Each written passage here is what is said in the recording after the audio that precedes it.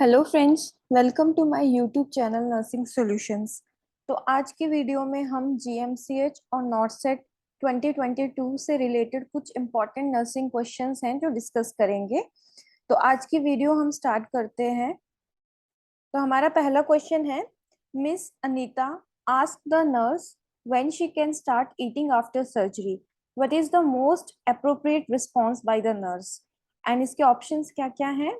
Option number A है, you will have to ask the doctor. Option number B is, tell me about your appetite. Option number C is, you will likely start on clear fluids once bowel sounds can be heard. And option number D is, I will have the dietitian consult with you about the most nutritious post surgery. So after the surgery हमें पता है कि हमने patient की जो diet है, जो भी फ्लूइड डॉक्टर रिकमेंड करते हैं, वो कब स्टार्ट करना है? ऑप्शन नंबर सी, मतलब जब भी बॉवल साउंड्स पेशेंट की हमें हर्ड होंगी। Because in the absence of bowel sound हम कभी भी पेशेंट को डाइट नहीं स्टार्ट करते हैं। Absence of bowel sound it is a condition that is known as paralytic ileus. तो इसलिए हम पैरालिटिक इलियस में कभी भी पेशेंट को डाइट नहीं देते हैं, क्योंकि उसमें हमारी जो बॉवल साउंड्स होते हैं वो सुनाई नहीं देती है, हमें बॉवल साउंड्स एब्सेंट होती है। तो peristaltic movement is not there. तो हम जो भी फूड अगर पेशेंट को देंगे तो देयर आर चांसेस कि जो पेशेंट है उसको नोशिया वॉमिटिंग हो सकता है।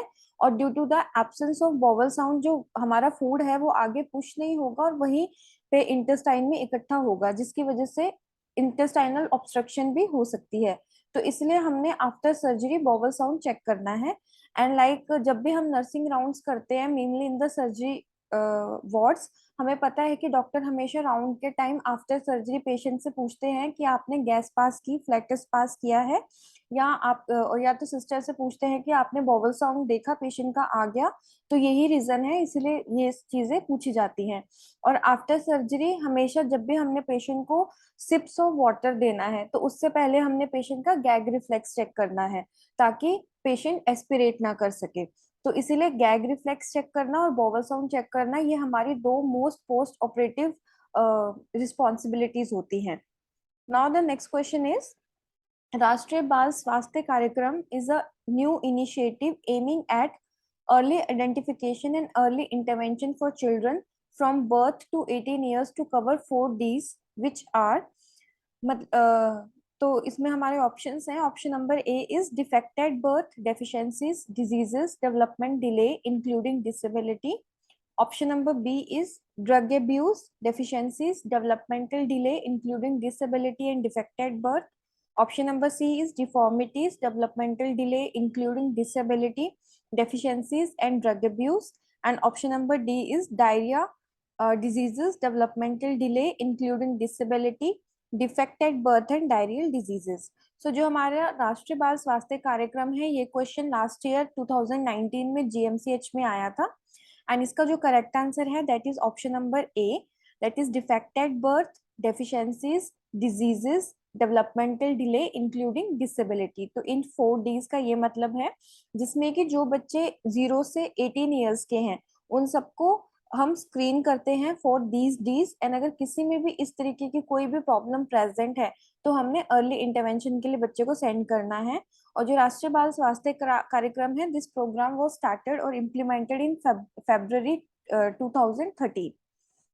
Now the next is, which of the following is the best method to relieve constipation during pregnancy?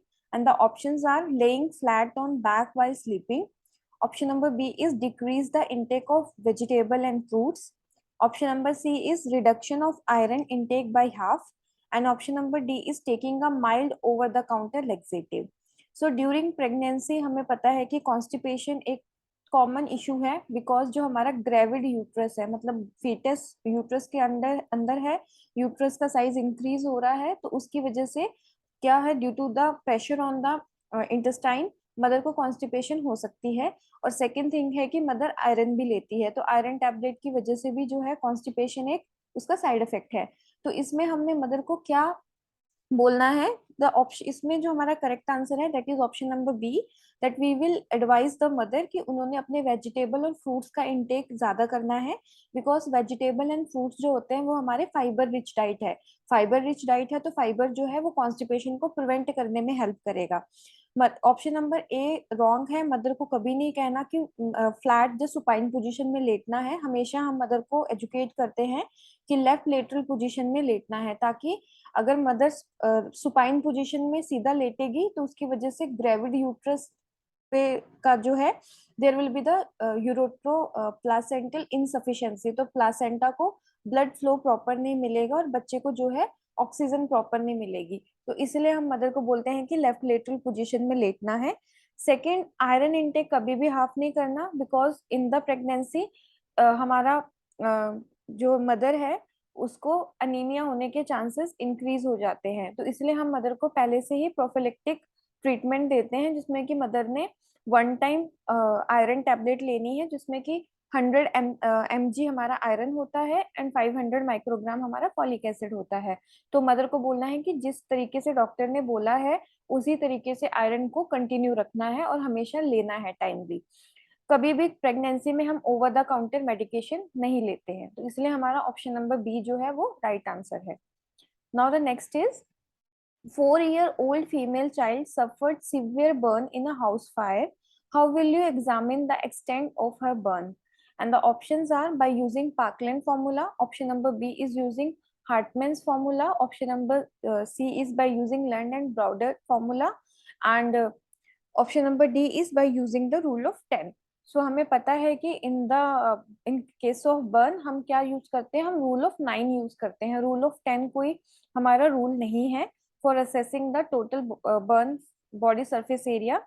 उसके बाद हमारा इसमें जो करेक्ट आंसर है that is option number C, क्योंकि इसमें रूल ऑफ 9 तो दिया नहीं है। तो हमारा जो लंड एंड ब्राउडर मेथड है ये हम बेसिकली चिल्ड्रन में फॉलो करते हैं टू रूल आउट कि उनका कितने percent total body surface area जो है वो बर्न है। इसके बाद जो हमारा पार्कलैंड फॉर्मूला है, पार्कलैंड फॉर्मूला हम फ्लूइड रिससिटेशन में यूज करते हैं फॉर द बर्न पेशेंट, कि मतलब हमने 24 आवर्स में बर्न पेशेंट को कितना देना है फ्लूइड, उसके लिए हम पार्कलैंड फॉर्मूला यूज करते हैं। तो अगर हम इस चार्ट की बात करते हैं तो जैसे इसमें दे रखा है कि अगर हमारा एंटीरियर जब पोस्टीरियर बैक है तो उसको हम 13-13 लेते हैं। फिर इन्होंने यहाँ पे आर्म्स का भी डिवाइड कर दिया कि हमने उसको कैसे डिवाइड किया हुआ है, लेकिन जो हमारा फेस है, थाइज है और लेग्स है उसके लिए हम अकॉर्डिंग टू एज परसेंटेज देखेंगे। अगर तो बहुत ही छोटा बच्चा है तो उसमें हम हेड 9% लेते हैं, 9.5 लेते हैं, थाई हम 2.5 लेते हैं एंड लेग हम 2.5 लेते हैं। तो इस हिसाब से हम ये जो हमारा चार्ट है ये हम मेनली बच्चों में ही यूज करते हैं। Now the next is a client has just returned to a nursing unit after cardiac catheterization performed using the femoral artery. The nurse places the client in which position? So after the cardiac catheterization, what is the accurate position जो कि हमने patient को देनी है? तो इसमें हमारा जो ऑप्शन नंबर ए है that is bed rest with head elevation at 30 degree. Option number B is bed rest with head elevation at 45 degree. Option number C is bed rest with head elevation at 60 degree and option number D is bed rest with head elevation at 90 degree. So इसमें जो हमारा correct answer है that is option number A, bed rest with head elevation at 30 degree. क्यों? Because during a cardiac catheterization हम या तो radial artery use करते हैं नहीं तो हम femoral artery use करते हैं। So if the femoral artery was assessed for the procedure, the client is maintained on the bed rest for 4 to 6 hours and the affected extremity is maintained straight and the head is elevated of not more than 30 degree. तो हमने अगर femoral artery ली है तो उस leg को हमने rest period पे रखना है, 4 to 6 आवर्स स्ट्रेट होनी चाहिए वो।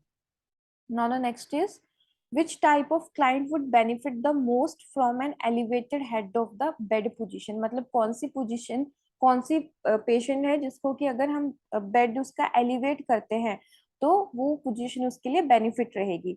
And the options are patient who had hemorrhoidectomy, option number B is patient who had laryngectomy, option number C is patient who had a liver biopsy and option number D is patient who had a lumbar puncture. So इसमें जो हमारा correct answer है that is option number B, patient who had laryngectomy। उस patient को हम हमेशा elevated head रखते हैं फॉर द बेटर पोजीशन। क्यों? क्योंकि पोस्ट लेरेंजेक्टमी हम पेशेंट का जो बेड है वो 30 से 45 डिग्री एलिवेट करेंगे to maintain the patent airway and reduce oedema, क्योंकि लेरेंजेक्टमी के बाद पेशेंट को वहां पे एडीमा होने के चांसेस हैं, उसको रिड्यूस करने के लिए एंड जो भी ड्रेन है या जो भी वहां पे सिक्रीशंस हैं वो ड्रेन हो जाए, उसको एनहेंस करने के लिए हम पेशेंट का जो पोजीशन है वो हम पेशेंट को एलिवेटेड हेड रखते हैं। उसके बाद हमारी जो लीवर बायोप्सी वाले पेशेंट्स होते हैं, लीवर जो हमारा है वो राइट साइड पे होता है, तो हम पेशेंट को right prone position, right side lateral position ही देते हैं। क्यों? क्योंकि जो हमारा लीवर है वो बहुत ही ज्यादा वेस्कुलराइज्ड ऑर्गन है, तो इसीलिए हम पेशेंट को उसी साइड पे लेटाते हैं ताकि ड्यू टू प्रेशर वहां पे जो ब्लीडिंग है उसको हम रोक सके। और लंबर पंचर जो पेशेंट है उसको हम सुपाइन पोजीशन ही देते हैं, और पेशेंट को हमने पिलो नहीं देना है, बिकॉज आफ्टर लंबर पंचर अगर हम पेशेंट को पिलो देते हैं तो पेशेंट को पोस्ट लंबर पंचर हेडेक हो सकती है। तो ये हमारी जो पोजीशन है, और हिमरोडेक्टमी में भी हम पेशेंट को सुपाइन पोजीशन ही देते हैं। Now the next is a nurse is preparing to care for a client who had undergone an above knee amputation of the right leg. The nurse plans to allow which position for the client on the first 24 hours. तो after above नी amputation हम patient को कौन सी position है जो first 24 hours के लिए देंगे, and the options are supine position with the affected limb flat on the bed, option number B is supine position with the affected limb supported with the pillow, then the prone position with the affected limb on the dependent position, and option number D is Trendelenburg position. तो इसमें हम patient को supine position देंगे with the affected limb supported with pillow. क्यों? क्योंकि after surgery again there are chances कि patient को oedema हो सकता है, तो the amputated limb is usually supported with pillow on the first post of day to promote venous return and reduce edema. तो इसलिए हमने जो हमारी amputated limb है उसको हमने बेड पिलो के साथ सपोर्ट करना है। Now the next question is, which is the best position for the client with autonomic dysreflexia? So इसमें हमारे जो ऑप्शंस हैं वो क्या क्या हैं? Option number A is Sims position. Option number B is followers position. Option number D is semi followers position and option number D is high followers position.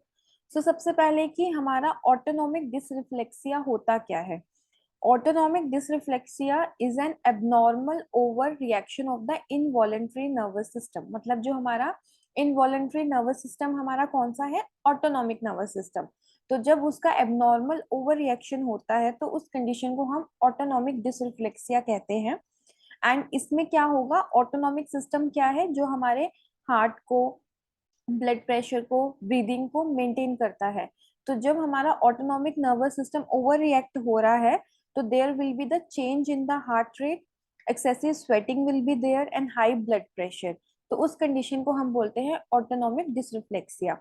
अब अगर हमारे पास पेशेंट है जिसका कि बहुत ही ज्यादा बीपी बढ़ गया है ना, पेशेंट हाइपरटेंसिव क्राइसिस में चला गया, तो हम उसकी मैनेजमेंट कैसे करेंगे? सबसे पहले तो हम पेशेंट को हाई फॉलोअर्स पोजीशन देंगे, because autonomic dysreflexia is a condition in which there is a sudden onset of excessively high blood pressure. If it occurs immediately, place the client in a high followers position to promote adequate ventilation and assist in the prevention of hypertensive stroke. तो इसलिए हमने patient को high followers position देनी है। Now the next is, a nurse is checking the nasogastric tube position of a client receiving a long-term therapy of omeprazole by aspirating the stomach content to check for the pH level. The nurse proves that correct tube placement if the pH level is, option number A is 7.7, option number B is 7.5, option number C is 6.5 and option number D is 5.5. So patient है, nasogastric tube position, nasogastric tube insert है उसमें, और हमें भी पता है कि जब भी हमने पेशेंट की पोजीशन चेक करनी है तो हम हमेशा स्टमक कंटेंट को एस्पिरेट करते हैं। तो इसमें से जो पेशेंट, इसमें अभी हमें ध्यान क्या रखना है कि पेशेंट जो है वो ओमिप्राजोल पे है, and omeprazole is a proton pump inhibitor, जो कि हम it is act as a antacid, है ना। तो इसमें हम कैसे पता लगेगा कि जो पोजीशन है वो प्रॉपर है, बाय विच पीएच। तो इसमें हमारा करेक्ट आंसर क्या रहेगा, that is option number C, 6.5। क्यों? बिकॉज हमारा जो गैस्ट्रिक कंटेंट होता है उसका जो पीएच है that is less then 4, because हमारा HCl सिक्रीट होता है, तो हमारा उसमें जो गैस्ट्रिक कंटेंट होना चाहिए वो लेस देन 4 होना चाहिए। But it can be increase, क्यों? क्योंकि पेशेंट जो है वो ओमिप्राजोल थेरेपी पे है, long time therapy of omeprazole. So omeprazole हमारा एंटासिड है, पीएच को थोड़ा एल्कलाइन कर सकता है, तो इसीलिए जो पीएच है वो थोड़ा इंक्रीज हो जाएगा, तो इसलिए हमें पीएच जो मिलेगा वो 4 to 6 के बीच में मिलेगा। Now the next is, a stroke client who was initially on NG tube feeding was able to tolerate soft diet, so that physician order for removal of it. The nurse would instruct the client to do which of the following before he removes the tube. तो patient की जब भी हम NG tube निकालते हैं तो हम patient को क्या इंस्ट्रक्ट करते हैं करने के लिए। तो हमारा ऑप्शन नंबर ए है inhale and exhale simultaneously. Option number B is take a long breath and hold it. Option number B is do a Valsalva maneuver. And option number B is blow the nose. तो हम हमेशा patient को क्या बोलते हैं कि लंबी सांस लेके सांस को रोक के रखो। So option number B is the right answer. क्यों? Because holding the breath closes the glottis, hence it will be easier to withdraw the tube through the esophagus into the nose, and this method will also prevent aspiration. इसलिए हमने जब भी patient की NG tube निकालनी है पहले तो हमने एनजी ट्यूब को फ्लश करना है, ताकि उसमें कुछ भी गैस्ट्रिक कंटेंट ऊपर ना आए, क्योंकि अगर गैस्ट्रिक कंटेंट ऊपर आएगा वो एसिडिक है, जैसे वो इसोफेगस में आएगा तो पेशेंट को हार्ट बर्न हो सकता है, इसलिए हमने पहले तो उसको फ्लश करना है। सेकेंड थिंग, हमने पेशेंट को क्या बोलना है, लंबी सांस लेनी है, रोक के रखना है ताकि ग्लोटिस बंद हो जाए, और एकदम से हमने ट्यूब को निकाल देना है ताकि ग्लोटिस बंद हो जाए और पेशेंट का जो एस्पिरेशन का जो चांसेस है वो रिड्यूस हो जाए। Now the next is, a client is subjected to undergo a chest x-ray to confirm the endotracheal tube placement. The tube should be how many centimeter above the carina? And the option is 2 to 4 centimeter, 1.5 to 3 centimeter, 1 to 2 centimeter and 0.5 to 1 centimeter. So हमारा केरिना वो part है जहाँ से हमारा right और left bronchus जो है वो डिवाइड होता है। सो जब भी हम इस ईटी ट्यूब डालते हैं तो जो कैरिना है वहां से जो हमारी ईटी ट्यूब है वो एटलीस्ट 1 to 2 सेंटीमीटर ऊपर होनी चाहिए। सो ऑप्शन नंबर सी जो है वो that is 1 to 2 centimetre is the right answer. Now the next is, before feeding a client via nasogastric tube, the nurse checked for residual and obtained a residual amount of 90 ml. What is the appropriate action for the nurse to take? And the options are, option number A is discard the residual amount, option number B is hold the due feeding, option number C is skip the feeding and administer the next feeding due in 4 hours, and option number D is reinstill the amount and continue with administering the feeding. जब भी हम patient को NG tube डालते हैं तो हमने पहले patient को तो पोजीशन देनी है, उसके बाद हमने पेशेंट का एस्पिरेट देखना है कंटेंट करके, ताकि पेशेंट की जो एब्जॉर्प्शन है वो हो रही है कि नहीं, फूड की गैस्ट्रिक कंटेंट एम्प्टी हो रहा है कि नहीं।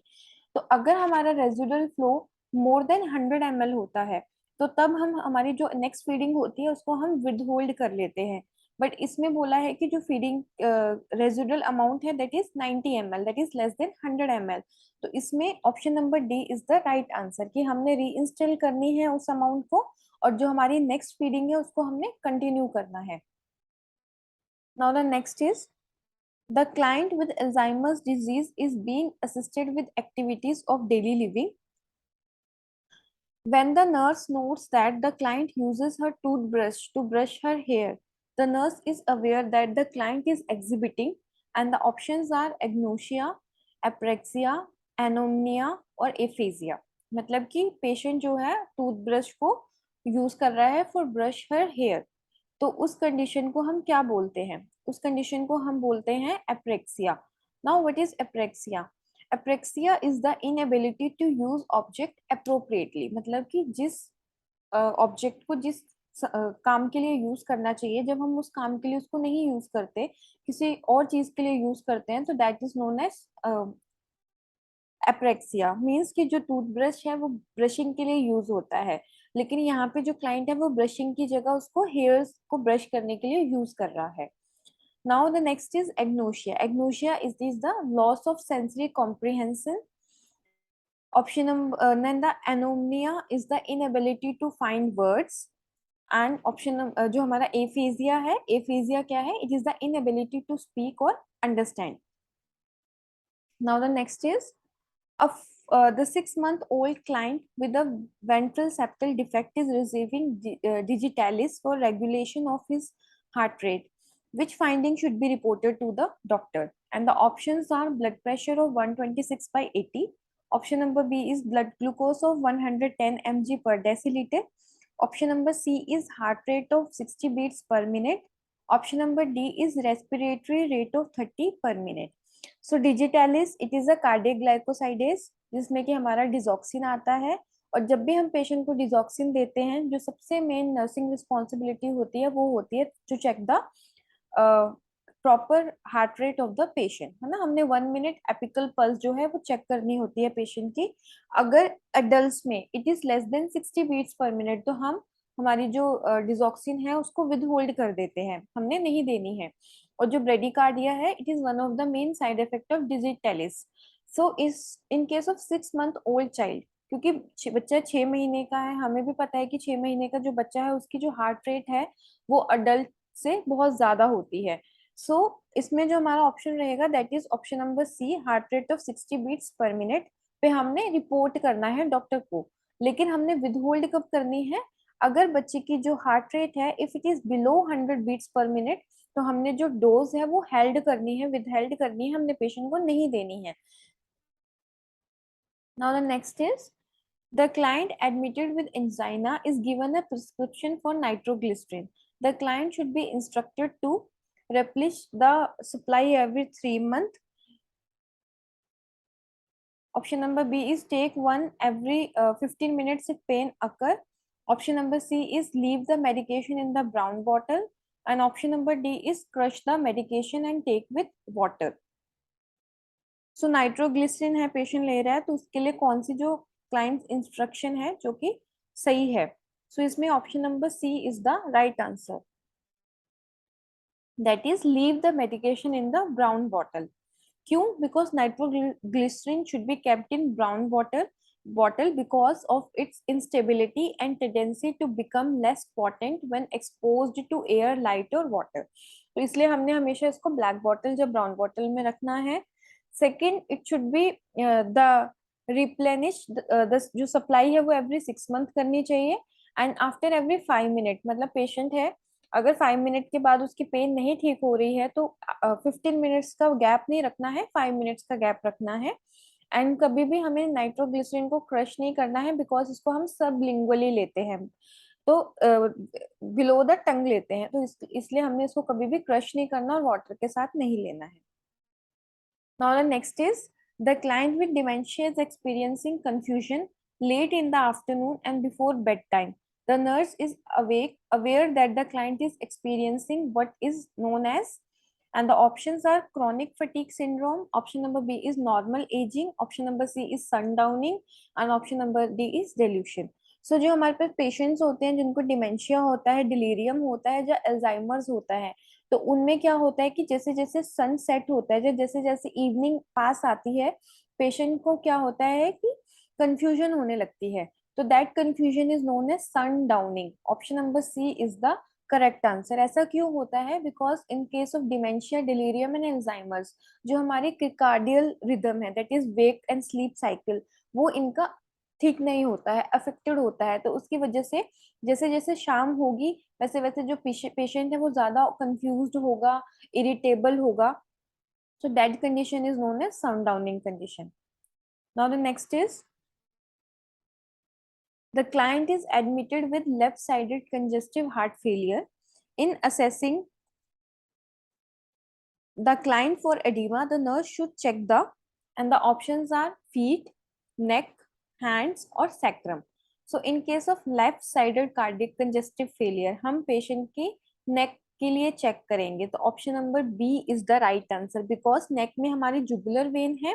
सो mainly in the left sided heart failure हमारी जो जुगुलर वेन है वहां पे there will be the dilatation, जो जुगुलर वेन होगी वो हमें बहुत इजीली पाल्पेबल होगी। एंड जो हमारा फीट है, हैंड्स एंड सेक्रम है, ये हमारे कब इसमें एडिमा होगा, जब हम पेशेंट को राइट साइडेड हार्ट फेलियर है, because in left sided heart failure there will be lung congestion. तो जो पेशेंट होगा उसमें हमें ब्रीदिंग से रिलेटेड प्रॉब्लम दिखेगी, क्योंकि लेफ्ट साइडेड है, लेफ्ट साइड से हमारा जो ब्लड है वो पूरी बॉडी में नहीं जा रहा है, एओर्टा में नहीं जा रहा है, तो वो एक्सेसिव ब्लड कहाँ पे इकट्ठा होने लगेगा, लंग्स में। तो वहां पे पेशेंट को क्या होगा, there will be the distension of the jugular vein and the patient will be present with breathing difficulty. लेकिन हमारा राइट साइड में क्या होगा कि in the right sided failure जो हमारा फ्लूइड रिटेंशन होगा that will be seen on legs और other part of the body, so mainly in the feet, head, hands and sacrum. Now the next is a client with suspected meningitis. It's admitted to the unit. The doctor is performing an assessment to determine meningeal irritation and spinal nerve root inflammation. A positive Kernick sign is started if the nurse notes patient on flexion of the hip and knee, pain on the flexion of the hip and knee, knuckle rigidity on flexion of the neck, pain when the head is turned to the left side, and dizziness when changing position. So in case of meningitis हमारे पास दो signs होते हैं, one is Kernig sign and one is Brudzinski sign. So Kernig sign हम कब बोलते हैं patient का, कि जब हम पेशेंट की जो हिप है उसको अगर हम हिप और अगर जो पेशेंट का नी है अगर हम उसको फ्लेक्स करते हैं तो there will be the pain. So like Kernig sign में क्या है कि it is the important sign in meningitis, patient in the supine position with hips and knees in flexion position, when the patient knee is slowly extended. In case of meningeal inflammation, he will resist leg extension or describe pain in the lower back or posterior thigh. Like कि patient का हमने flexion position में नी को रखना है और hip को रखना है, और जब हम इसको एक्सटेंड करने की कोशिश करेंगे तो जो पेशेंट है उसको बैक में जो काफ मसल्स में पेन होगी। नाउ द ब्रुजुल्स्की साइन क्या है, again it is another important sign in meningitis, and the patient is lie down on his back. When the examiner flex patient's neck, his hips and knee flex automatically. कि हमने patient को supine position में लेटाया, examiner ने patient का जो नेक है उसको वो किया, फ्लेक्स किया, तो जो उसकी हमारी हिप है और जो नीज है वो ऑटोमेटिकली फ्लेक्स हो जाएंगे। So this is known as Brudzinski sign. Now the next is a 2-year-old child is receiving temporary total parenteral nutrition through a central venous line. This is the first day of TPN therapy. Although all of the following nursing action must be included in the plan of care of this child, which one would be priority at this time? And the options are: use aseptic technique using during dressing changes. Option number B is maintain central line catheter integrity. Option number C is monitor serum glucose level, and option number D is check result of liver function test. So जब भी हम patient का TPN पे start करते हैं total parental nutrition में, तो हमेशा हमने पेशेंट को हाइपरग्लाइसीमिया और हाइपोग्लाइसीमिया के लिए देखना है। So option number C is the right answer. So monitor serum glucose level, because TPN की वजह से जो पेशेंट है इसमें ग्लूकोज कंटेंट जो होता है वो हाई होता है, जिसकी वजह से पेशेंट जो है उसको हाइपरग्लाइसीमिया देखने को हमें मिलेगा। तो इसलिए हमने टाइम टू टाइम पेशेंट की जो आरबीएस है वो मेंटेन करनी है। Now the next is Mr. Clark has hyperthyroidism and is scheduled for thyroidectomy. The physician has ordered Lugol solution for the client. The nurse understands that the primary reason for giving Lugol solution pre-operatively is to: option number A is reduce the size and vascularity of the thyroid and prevent hemorrhage. Option number B is prevent tetany while the client is under general anesthesia. Option number C is potentiate the effect of the other pre-operative medication, so less medicine can be given while the client is under anesthesia. And option number D is decrease the risk of agranulocytosis post operatively. So जो हमारा Lugol solution है that is iodine और also known as potassium iodine, जो कि हम patient को thyroid surgery से 7 to 10 days पहले स्टार्ट करते हैं। क्यों करते हैं? दैट इज ऑप्शन नंबर ए, क्योंकि लुगोल सोल्यूशन से जो साइज है और वेस्कुलरिटी है थायराइड की वो डिक्रीज हो जाएगी एंड हेमरेज जो है वो नहीं होगा। सो ऑप्शन नंबर ए जो है वो हमारा करेक्ट आंसर है। एंड थायराइड स्टोम को भी प्रिवेंट करने के लिए हम ये मेडिसिन देते हैं, क्योंकि जो हमारा T3 है और T4 है वो भी डिक्रीज हो जाएगा, उसका ब्लड में जो कंसंट्रेशन है वो कम हो जाएगा, क्योंकि अगर एकदम से कंसंट्रेशन कम होगा तो पेशेंट को थायराइड स्टोम हो सकता है। तो उस चीज को प्रिवेंट करने के लिए भी हम पेशेंट को लुगोल सोल्यूशन देते हैं। Now the next is, which patient is at a risk for developing urinary tract infection? And the options are, option number A is a 50-year-old postmenopausal woman. Option number B is a 28-year-old with angina. Option number A is 35-year-old woman with fractured wrist. And option number A is 20-year-old women with asthma. So इसमें हमारा option number A is the right answer. A female who is postmenopausal is at a higher risk for developing UTI. क्यों? Because women are more prone to UTI under menopause due to reduced estrogen level. क्योंकि post menopause में estrogen level reduce हो रहा है, तो अगर estrogen level reduce होगा तो there will be the reduced level of vaginal lactobacilli bacteria, जो कि हमारे pH vaginal pH को maintain करने में help करता है, and that's why in the postmenopausal women they are at a risk of getting UTI. सो आज के वीडियो में हमने इतने क्वेश्चंस डिस्कस किए हैं। तो अगर आपको मेरी आज की वीडियो अच्छी लगी है तो आप मेरी वीडियो को लाइक करें, कमेंट करें, शेयर करें, एंड जो लोग मेरे यूट्यूब चैनल पे नए हैं वो मेरे चैनल को सब्सक्राइब करें। Thank you.